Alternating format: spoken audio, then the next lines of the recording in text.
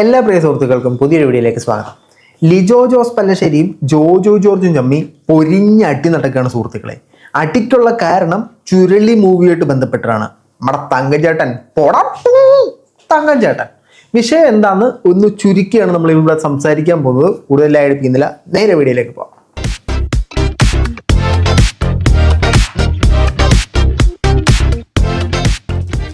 4 വർഷങ്ങൾക്ക് മുമ്പാണ് ചുരുളി എന്നൊരു പടം റിലീസാകുന്നത്.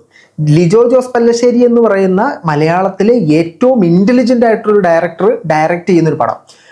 ലിജോ ജോസ് പല്ലശ്ശേരിയുടെ പടത്തിൽ അഭിനയിക്കുക എന്നുള്ളത് പല ആൾക്കാരുടെയും ഒരു സ്വപ്നമാണ്, നമ്മുടെ തമിഴി മണിരത്നത്തെ പറയുന്നത് പോലെ.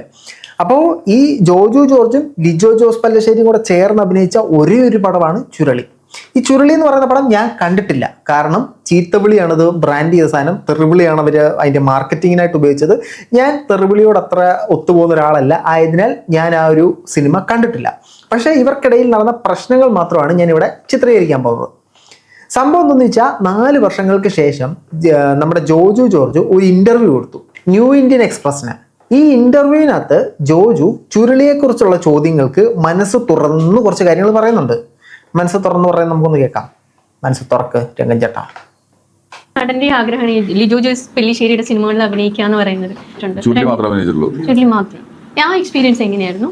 ചുരുളി എന്നുള്ളത് ഈ തെറി പറയുന്ന വേഷൻ അവാർഡിന് അയക്കുള്ളൂ എന്ന് പറഞ്ഞതിന്റെ പേരിൽ തെറി പറഞ്ഞ് അഭിനയിച്ചതാണ്. പക്ഷെ അവരത് റിലീസ് ചെയ്തു. അപ്പം ഞാനാണ് ഇപ്പോൾ അത് ചുമന്നുകൊണ്ട് നടക്കുന്നത്. പുള്ളിക്കാരൻ മനസ്സ വാച കർണാടക അറിയാത്ത കാര്യമാണിത്. പുള്ളിക്കാരൻ അവാർഡിന് വേണ്ടി ചെയ്യുന്നു എന്നുള്ള രീതിയിൽ ചെയ്ത പടമാണത്. പക്ഷെ അവരതെടുത്ത് OTT റിലീസ് ചെയ്തു. അപ്പോൾ ഇതിൻ്റെ പഴിഭാരങ്ങളെല്ലാം ചുമന്നത് ജോജു ജോർജാണ്. ഈ തെറി വിളിച്ചതിൻ്റെ പേരിൽ പുള്ളിക്കാരനെതിരെ ഒരു കേസും വന്നിട്ടുണ്ട്. ഇതിന് തൊട്ട് മുമ്പ് പുള്ളിക്കാരൻ ഒരു പാർട്ടിയായിട്ട് ഉടക്കിയിട്ട് റോഡെന്ത് തന്തട വകയാടാ എന്നൊക്കെ പറഞ്ഞിട്ട്, അല്ലെങ്കിൽ പണിയെടുത്തിട്ടാണോ ഞാൻ കാശുണ്ടാക്കുന്നതെന്നൊക്കെ പറഞ്ഞിട്ട് ഒരു പ്രശ്നം ഉണ്ടാക്കിയിട്ടുണ്ടായിരുന്നു. എല്ലാം കൂടെ ചേർന്ന് ഇദ്ദേഹത്തിനെതിരെ അതൊരു വലിയ ഹെയ്റ്റ് ക്യാമ്പയിനായിട്ട് മാറിയിട്ടുണ്ടായിരുന്നു ആ ഒരു സമയത്ത്. അപ്പോൾ ഇതിൻ്റെ വേദന ഭാരങ്ങളെല്ലാം ചുമന്നത് ജോജു ജോർജ് ആണെന്നാണ് അദ്ദേഹം അവകാശപ്പെടുന്നത്. ബാക്കിയേക്കാം. ചുരുളിയിൽ തെറിയില്ലാത്തൊരു വേർഷൻ ഉണ്ട്. തെറി പറയുന്ന ഒരാളാണ്, എല്ലാ സംഭാഷണം തെറി കൂട്ടി പറയുന്ന ഒരാളെന്നാണ് ഫീൽ ആക്കുന്നത്. അല്ല, തൃശ്ശൂര് നമ്മുടെ ഏരിയയില് തൃശ്ശൂർ എന്ന് പറയുമ്പോഴേപ്പോ പുല്ല് ഏതാ ഓർമ്മ വരുന്നത്. ഓക്കെ, അപ്പൊ ചുരുളിയിൽ 2 തരത്തിൽ ഇവർ ഡബ് ചെയ്തിട്ടുണ്ടെന്നാണ് ഇദ്ദേഹം അവകാശപ്പെടുന്നത്. ഇദ്ദേഹം ഇത് അന്ന് മുതലേ പറയുന്നുണ്ട്. ഒന്ന് തെറി പറയുന്ന വേർഷൻ അവാർഡിന് കൊടുക്കാൻ വേണ്ടി, 2 തെറി പറയാത്ത വേർഷൻ ഈ റിലീസ് ചെയ്യാനും മറ്റാളുകളെ കാണിക്കാനും. ഇത് മാത്രമല്ല കുറച്ച് കാര്യങ്ങൾ കൂടെ പറയുന്നുണ്ട്, അത് കേൾക്കാം.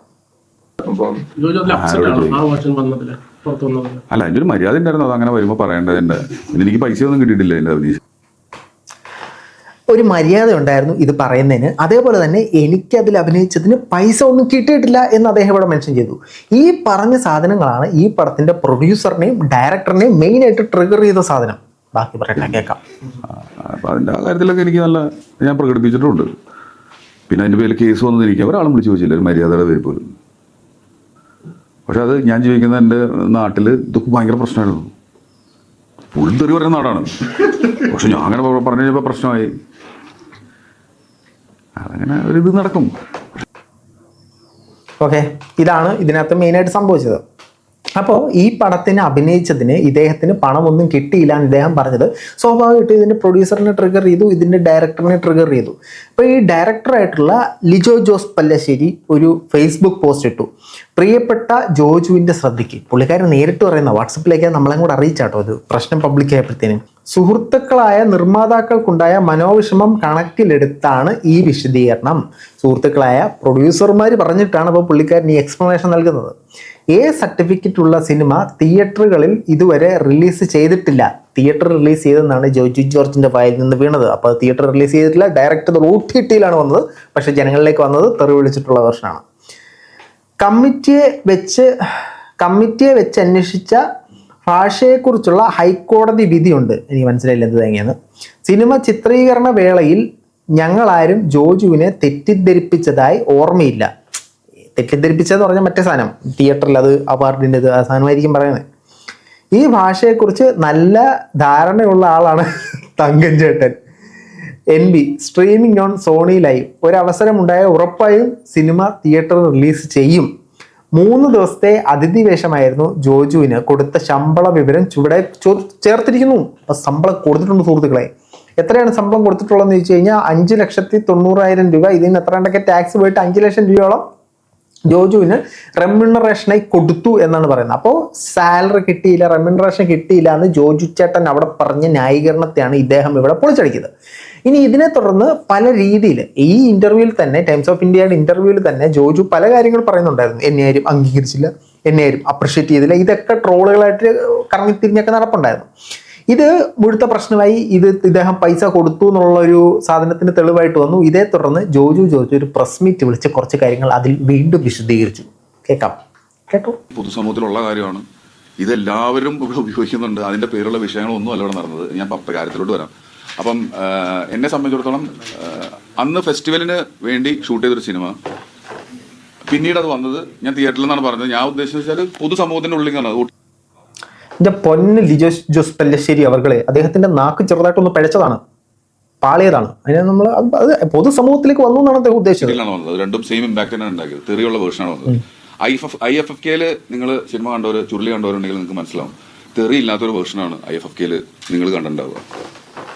ഞാൻ ഡബ് ചെയ്തിട്ടുണ്ട്, ലിജോ എന്നെ കൊണ്ട് ഡബ് ചെയ്യിപ്പിച്ചിട്ടുണ്ട് തെറി ഇല്ലാത്ത ഒരു വേർഷൻ ആ സിനിമയ്ക്ക് വേണ്ടിയിട്ട്. പക്ഷേ IFFK-ല് അന്നത്തെ ഫെസ്റ്റിവലിനൊന്നും ആ വേർഷൻ, തെറിയുള്ള വേർഷൻ പോലും IFFK-ല് വന്നില്ല. പിന്നീട് പൈസ കൂടുതൽ കിട്ടിക്കഴിഞ്ഞപ്പോൾ ഇവരത് OTT-ൽ വിട്ടു, തെറിയുള്ള വേർഷൻ. മനസ്സിലായല്ലോ, പൈസ കൂടുതൽ ഇട്ട് കഴിഞ്ഞപ്പോഴത്തേനും തെറിയുള്ള വേർഷൻ OTT-ൽ വിട്ടു. OTT-ൽ തെറി ഇല്ലാത്ത വേർഷൻ വിടും, അല്ലെങ്കിൽ പബ്ലിക്കിലേക്ക് അങ്ങനെ വരുമെന്നാണ് അവർ ഓൾറെഡി കമ്മ്യൂണിക്കേറ്റ് ചെയ്തിരുന്നത്. 2 വേർഷൻ അദ്ദേഹം ഡബ് ചെയ്തിട്ടുണ്ട്. IFFK അത് അവിടെ കണ്ടവർക്കറിയാം, അവിടെ അങ്ങനെ ഒരു സുനാപ്പി ഇല്ല, അവിടെ തെറിയുള്ള സുനാപ്പി ഇല്ല. അവിടെ തങ്കച്ചാട്ടൻ ഡീസൻ്റ് ആണ്. തങ്കച്ചാട്ടൻ ഇങ്ങനെ മറ്റേ ടൂട്ടു ഇടുന്ന ആളല്ല അവിടെ.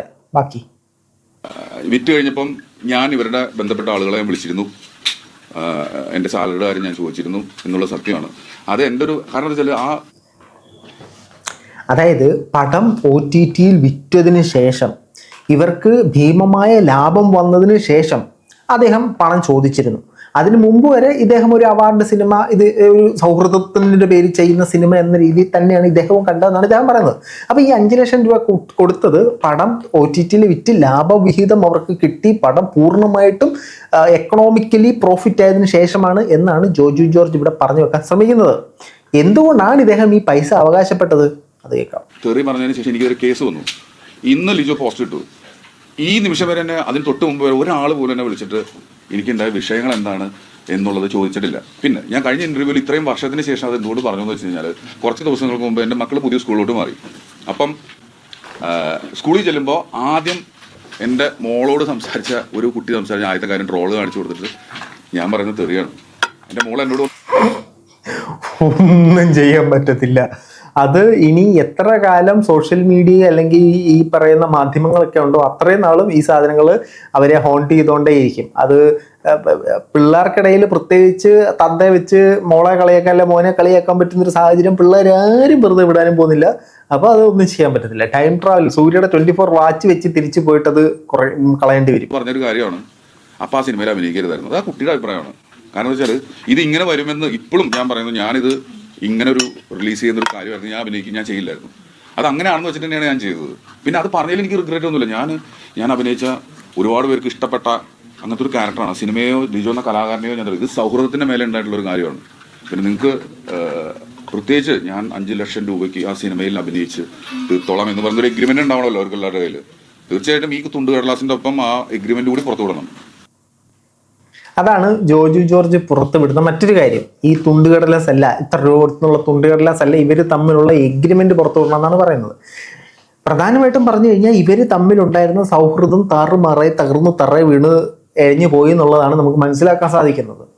ഇതിനകത്ത് നമുക്ക് മനസ്സിലാക്കാൻ സാധിക്കുന്ന ഒരു സാധനം, ഇങ്ങനൊരു പടം സംഭവിക്കുന്നു, ലിജോ ജോസ് പെല്ലശ്ശേരിയുടെ പടം എന്ന് കേൾക്കുമ്പോൾ ആരായാലും ചാടി വീഴുന്നു. അതുപോലത്തെ കഥ കേൾക്കുന്നു, അദ്ദേഹത്തിന് കഥ ഇഷ്ടപ്പെടുന്നു, അദ്ദേഹം ഈ സിനിമയിൽ അഭിനയിക്കാൻ സമ്മതം മൂളുന്നു. അതിനുശേഷം ഈ പറഞ്ഞതുപോലെ തന്നെ പറയുന്നു, ഒരു വേർഷൻ ഇവിടെ ഒരു വേർഷൻ അവിടെ എന്ന് പറയുന്നു. അതേപോലെ തന്നെ ചിത്രീകരിക്കുന്നു, അതേപോലെ തന്നെ ഡബ് ചെയ്യുന്നു, പടം പുറത്തിറങ്ങുന്നു.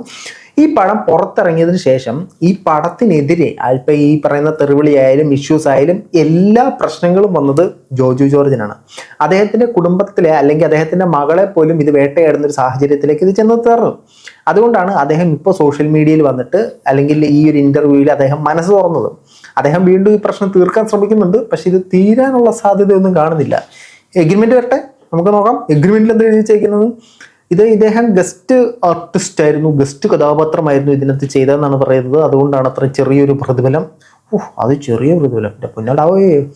അപ്പം അങ്ങനെയൊക്കെയാണ് കാര്യങ്ങൾ. എന്താണ് നിങ്ങൾക്ക് ഈ വിഷയത്തിൽ, നിങ്ങൾ ആരുടെ ഭാഗത്താണ് ശരി എന്ന് ചിന്തിക്കുന്നത് എന്നുള്ള തീർച്ചയായിട്ടും കമന്റ് ബോക്സിൽ കമന്റുകളായി രേഖപ്പെടുത്തുക. പ്രൊഡ്യൂസർ ലാഭം ഉള്ളിടത്ത് പടം കൊടുത്ത്, അതാണ് പ്രൊഡ്യൂസറിന്റെ ന്യായം.